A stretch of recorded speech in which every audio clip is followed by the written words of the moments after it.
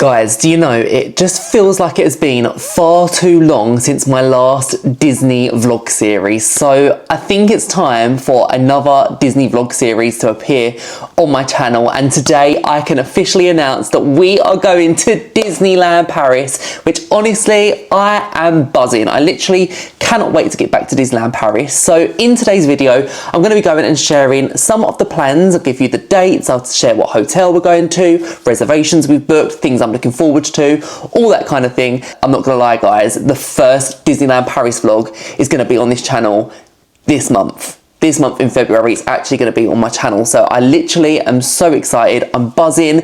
But if you've just stumbled across me, then a big hello from me. My name is Sam and I post lots of Disney, theatre, travel and lifestyle content. So if you like that kind of thing, then definitely go and hit the subscribe button because it would honestly mean the world to me. And it means that you won't miss out on my upcoming Disney vlog series. So let's go. I'm going to share all the details with you.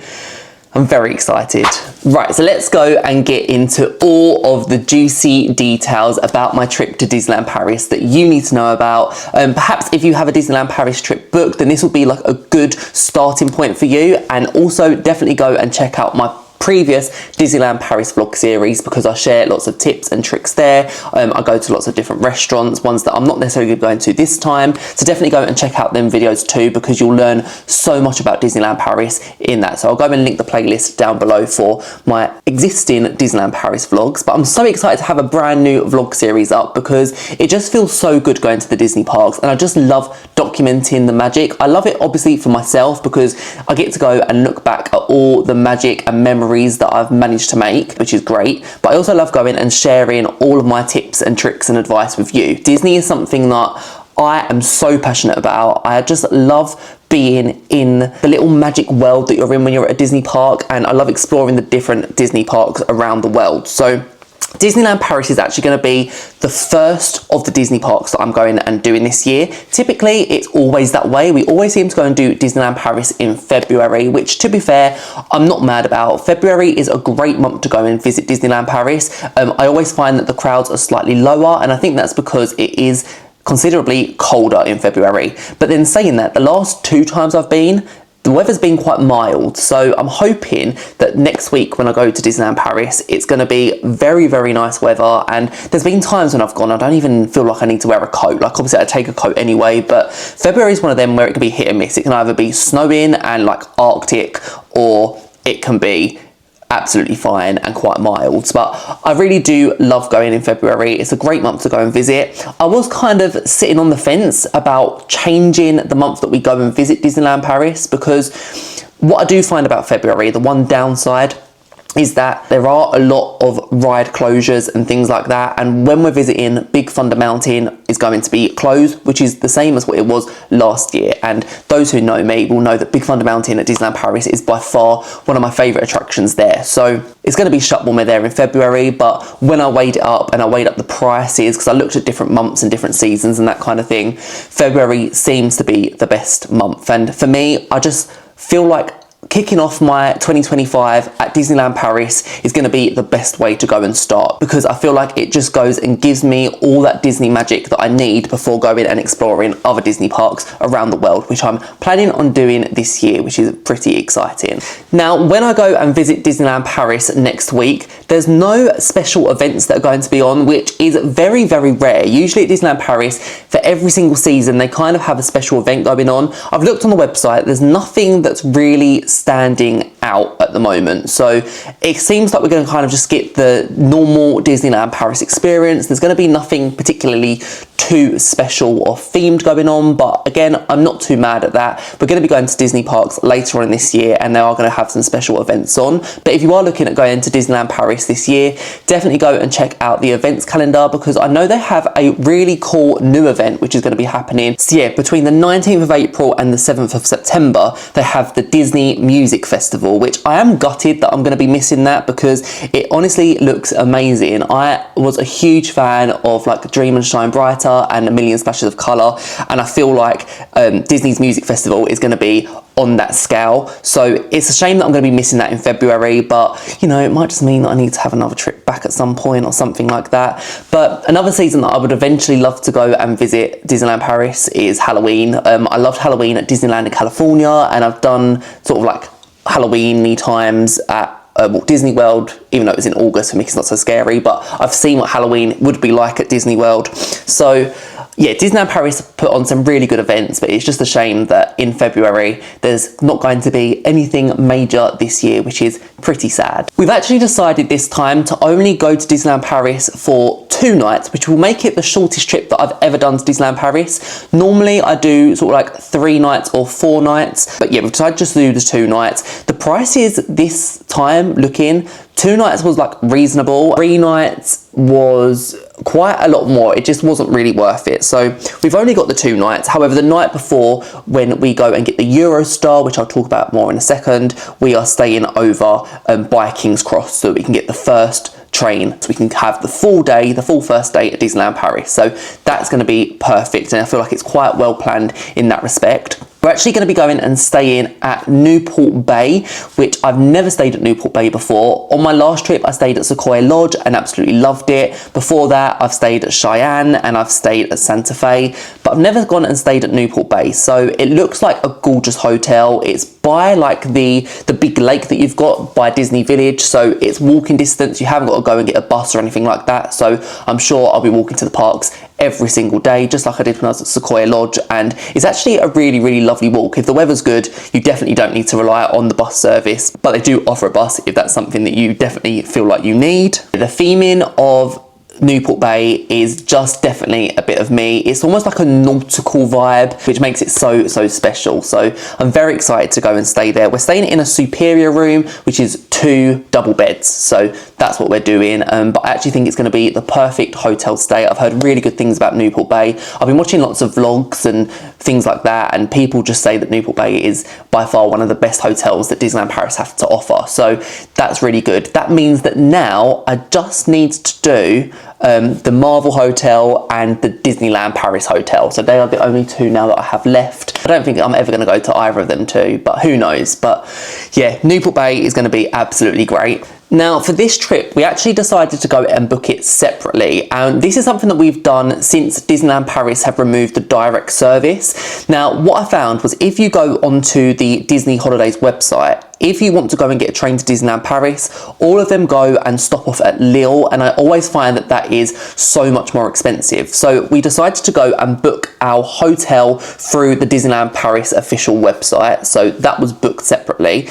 And then for the Eurostar, we actually went onto the Eurostar website and we searched for the lowest fares, and we managed to get really good seats on the Eurostar. We're going on the earliest train on the day that we go to Disneyland Paris, so I think it's like at 6:31 or something like that, but it's a super early train, which means that we end up getting to Paris, and from Paris we'll go and get the Metro RER over to Disneyland Paris, Marne-la-Vallée, which is going to be really simple. I actually done that in my last vlog and I showed you how to go and do it, but in this new vlog series I'll show you again exactly how it's done.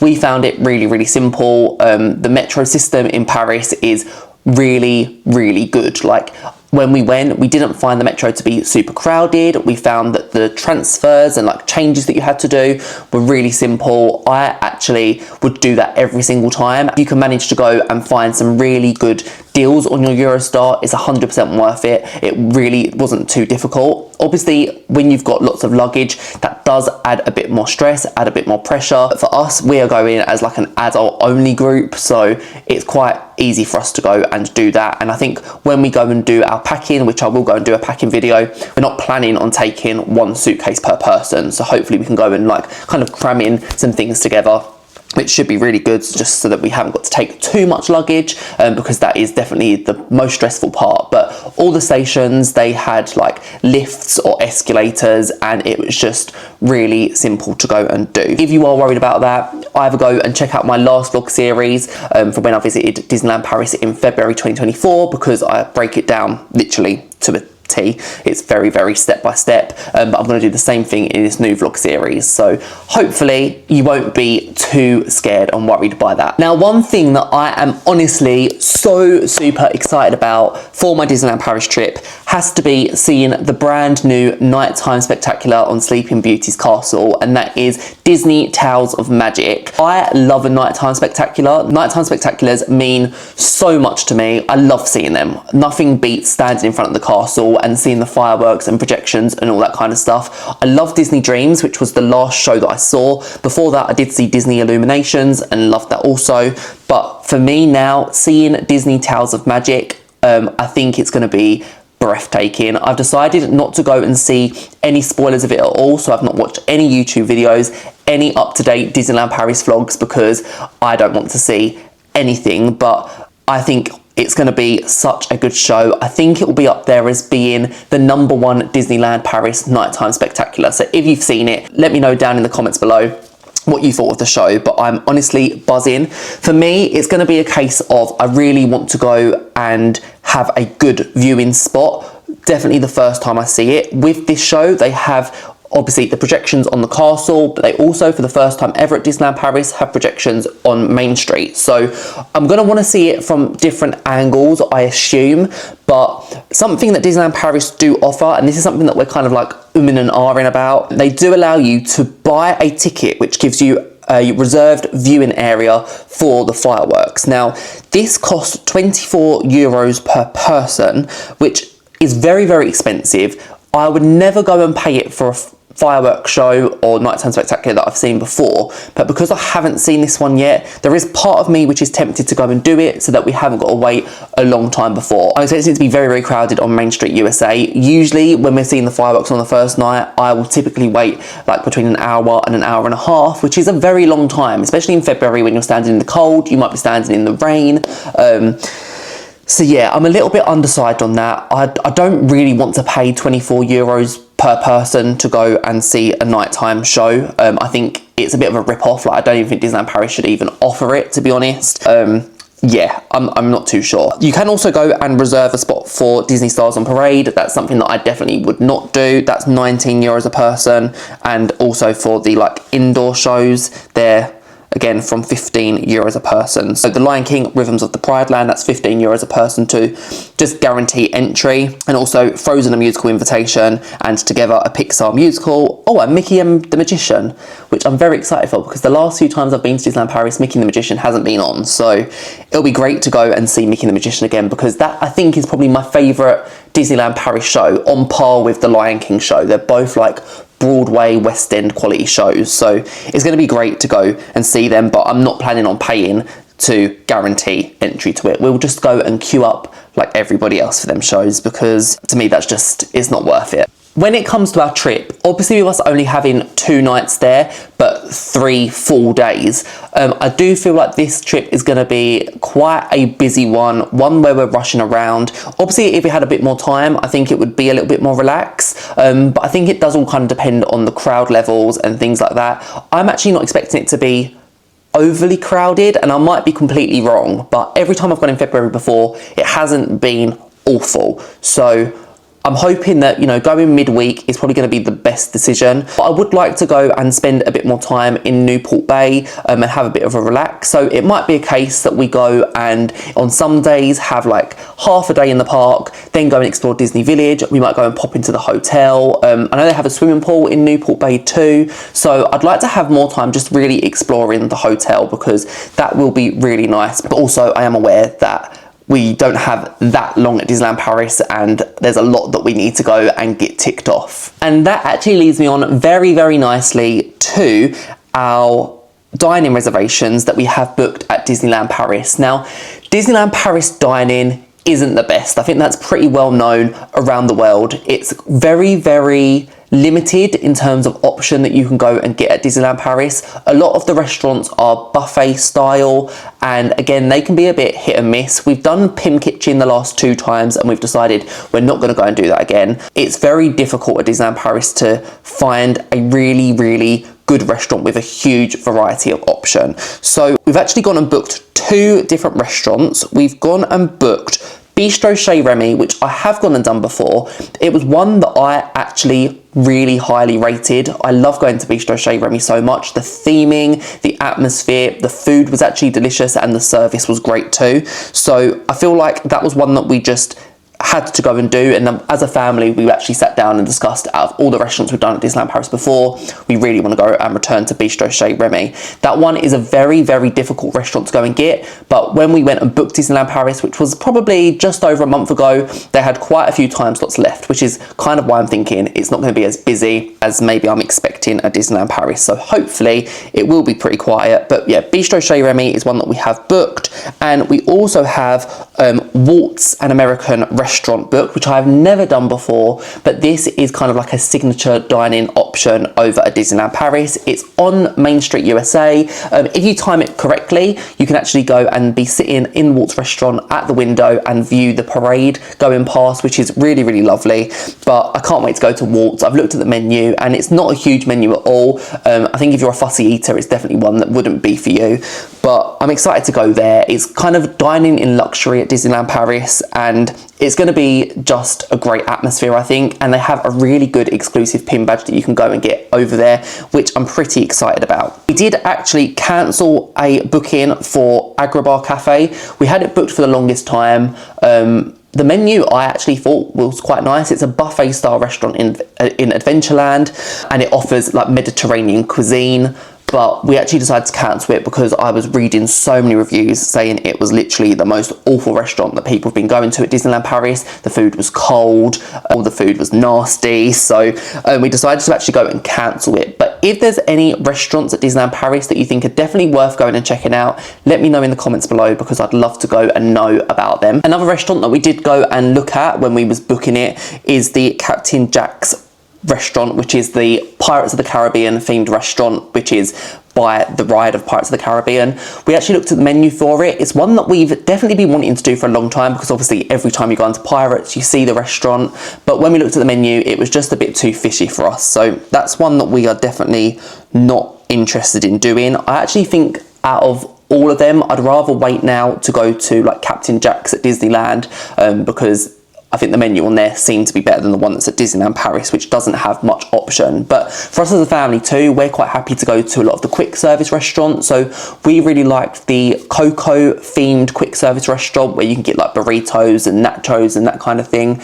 That was really, really good on our last trip. So I imagine we'll go and do things like that again when we go to Disneyland Paris, and just do like a mobile order for it, because them restaurants are really good. They're quick and they're not as pricey as obviously going to a sit down meal. So we're also going to go and do things like that. On our last trip, Casey's Corner was awful, so I don't think we're going to be doing Casey's Corner at Disneyland Paris this trip.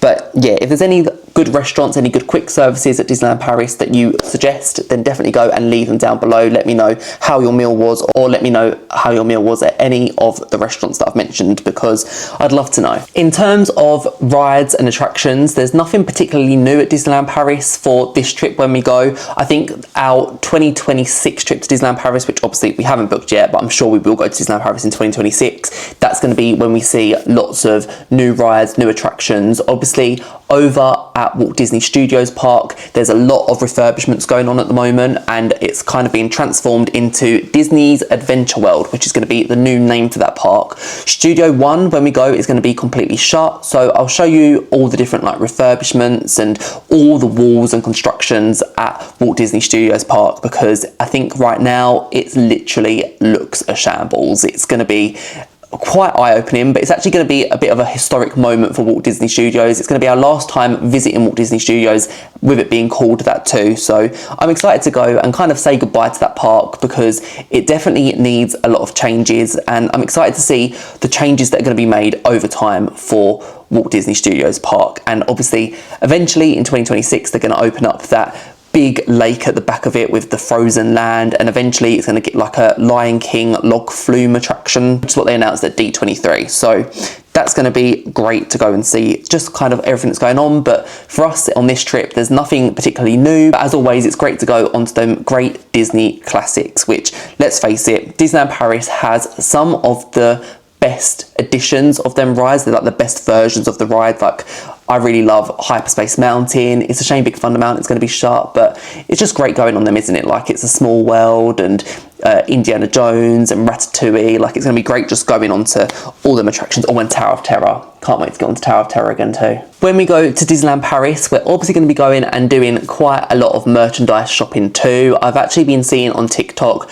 lots of merchandise that they've got over at Disneyland Paris, and it looks like they are on top of their game at the moment. So it's going to be very exciting to go and do lots of shopping. I love shopping at Main Street USA because they have great shops on Main Street USA. Also over at Disney Village, where they have the World of Disney and lots of other different shops too.